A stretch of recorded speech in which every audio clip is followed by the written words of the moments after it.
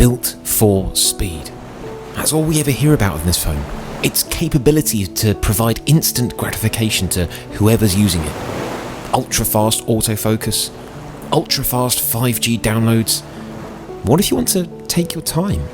What if you want to create something special that will outlast the life of this handset? Maybe even outlast you?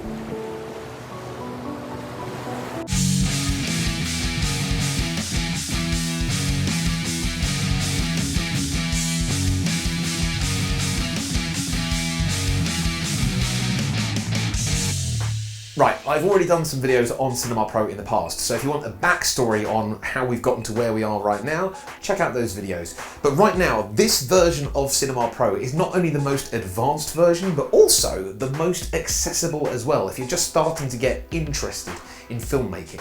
Whilst in Cinema Pro, you are always filming in HDR or high dynamic range.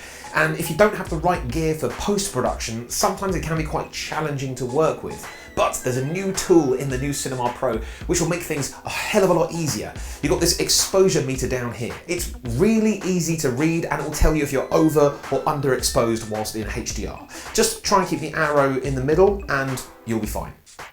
Another new feature to make filmmaking even easier is the addition of an auto mode in a lot of the settings that you see on this side of Cinema Pro.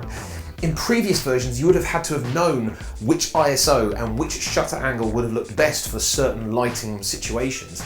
But now you can just hit auto and it will do it for you. So not only will your shots look a lot more impressive, but also you'll gradually get to learn which settings suit which lighting environments.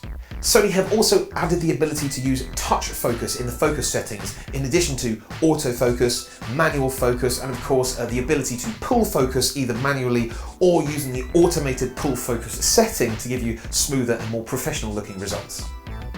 There's also the addition of Sony's intelligent wind filter, which actually works outside of Cinema Pro as well, so you can enjoy better audio throughout the normal camera app too.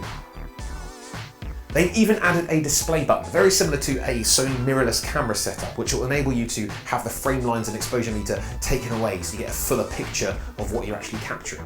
But I've got to say, the most amazing thing that they've added to Cinema Pro is the ability to film in 4K HDR in 60 frames per second and 2K HDR in 120 frames per second for some epic cinematic slow-mo.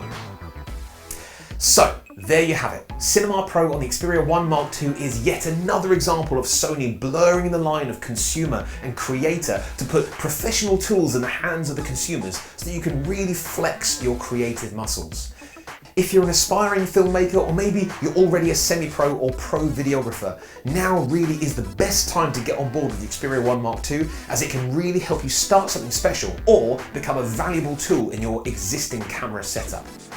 Don't forget to like, follow and subscribe, and I'll see you next time for some more Xperia tips.